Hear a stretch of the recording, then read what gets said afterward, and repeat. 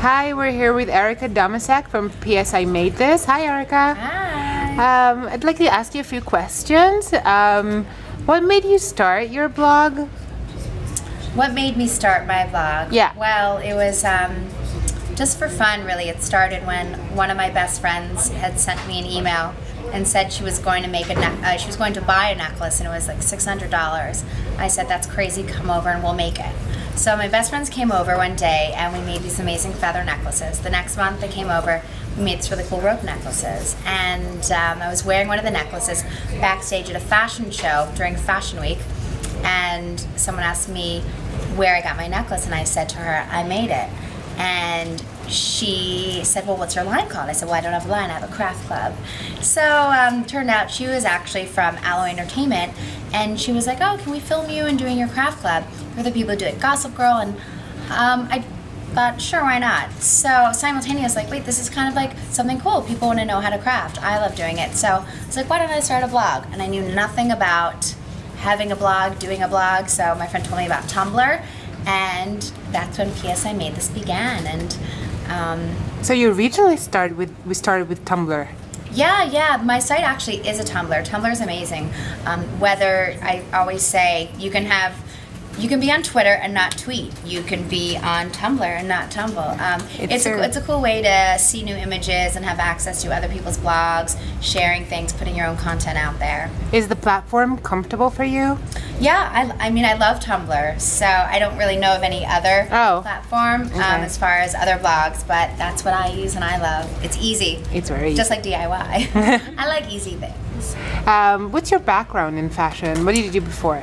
Well, I've worked in fashion for over 10 years, and I have had a really fun career. It's very diverse. So I've crafted a career, I was a freelancer, and I have always worked on really cool projects behind the scenes. So I've styled campaigns for Anthropology, Toomey, Seegers and Morrison. There's so many. I've worked on the editorial shoots for Japanese Vogue, Teen Vogue, Glamour. So it's mainly styling? So many. Yes, but it's a special type of styling. Never styling girls with their clothes. A lot of times you see pretty pictures. And you'll see, I always talk about this one time when the Anthropology Christmas campaign was out, and you saw these pretty girls holding wire sculptures. And you never stop and think, well, who makes these sculptures? Right. Ding, ding, ding. Ah. So, yeah, it's always different. I would do everything, even with Motorola.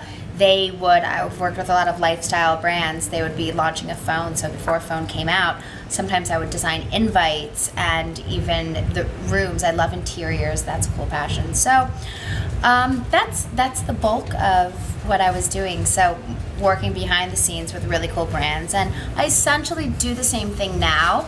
However, I guess a way to say it is more of like B2B, but now it's kind of B2C, which means that I'm working with more consumers, so it's more in front of the camera and educating and inspiring.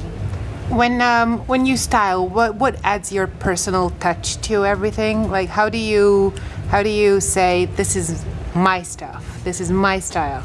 I don't think there's a way to articulate it, but everybody has their own personal style. True.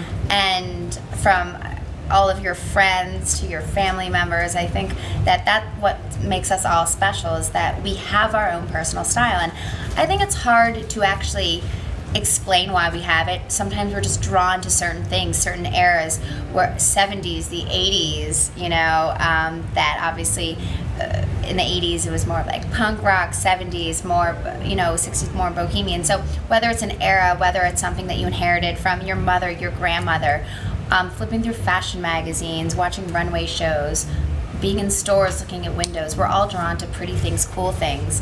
You and the person, your best friend could have completely different styles, and that's okay. So for me, I would say I'm pretty eclectic. And one day I could be more bohemian, and another day more of like a refined, edgy look. So you're keeping it interesting. Yeah, I would say for me, and as we grow older, our style's always evolving and changing, and as are we. So yeah.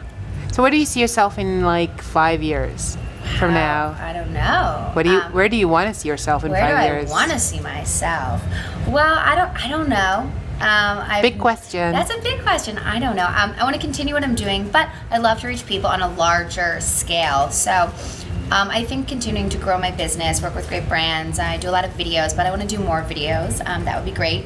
And so working more on the digital side. I clearly have a book, and maybe there could be some others. And Wonderful. yeah, I think that there's a part of me that would love to show people more about. There's a retail aspect. I'm sure that'd be exciting to delve into, and a lot of other exciting things that are in the works. So stay tuned. Great. Thank you very much. Thank you. Bye.